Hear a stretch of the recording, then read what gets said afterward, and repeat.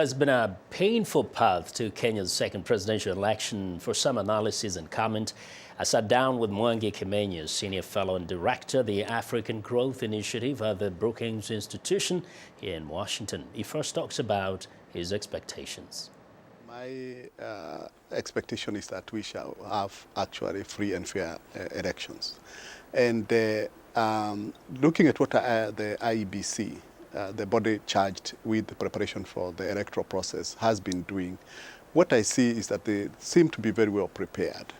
And we have also institutions, other institutions that have been put in place that are also ready and they are doing their job. We have the judiciary, which we would expect that nobody would say, if I lost, the judiciary will not be fair. So in that sense, I would expect that even if people have complaints, there are institutions that will deal with the issue of the dispute. And in that sense, I'm hopeful that they will actually follow those channels if those issues arise in the first place. What do you tell those people who are looking at violence like that which we've witnessed in Tana River area, perhaps sometimes in parts of northeastern Kenya, as perhaps just a little indicator of what might happen? No, they're actually totally unrelated. We have cases where in the Tana River is a clear issue where communities have disputed issues of land. It's a property rights issue. And you get a lot of these periodic differences. You get cattle rustling, because particularly when it's dry, and water rights issues. So they are not related to anything to do with the elections. And I don't think they are also politically motivated as opposed to electoral violence. So in this sense, I don't think we should use the Tana violence as a gauge or indicator of what might happen.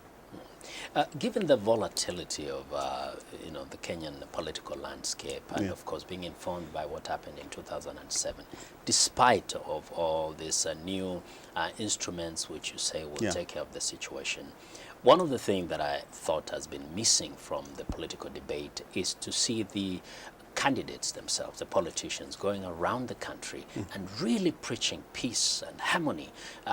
Instead, you see them mostly talking about why they should not elect the other person. Is it just me seeing that, or what has been your observation?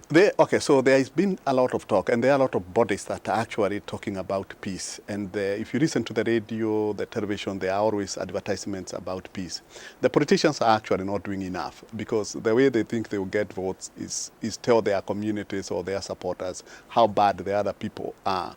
And that in itself is actually not helping much. What could really help if they stuck to issues? They are not sticking to issues. Some are, but most of the time they are really going to talking about particular person or characterizing particular issues. I mean, what issues? They talk about the same issues. That's the thing. Nobody has come out and said, this is my strategy. This is what I'm going to do for this country. And it's a kind of a realistic plan. You tend to listen to generalized statement. 2 weeks ago, I looked at the manifestos that were ready. I studied each one of them, and most of them are not workable. Kenya cannot be able to implement, regardless of who wins, they cannot implement 80% of their strategy. So in that sense, they are really telling a lot of stories because they want to be seen to be ahead. There are some good ideas. Reform ideas can be implemented, but spending ideas are not actually going to be implemented. So we should focus more on reform ideas and strategic ideas rather than spending ideas.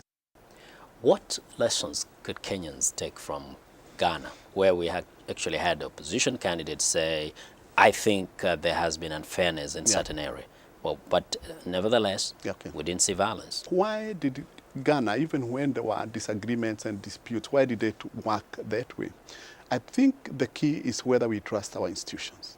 If you trust that your institutions will work, and you can use those institutions to resolve those disputes, then there is absolutely no reason why you should go to choose violence. So what I think we should learn is that we have a very good judiciary. I think I have a lot of faith in the judiciary in terms of it being fair to adjudicate a lot of these issues.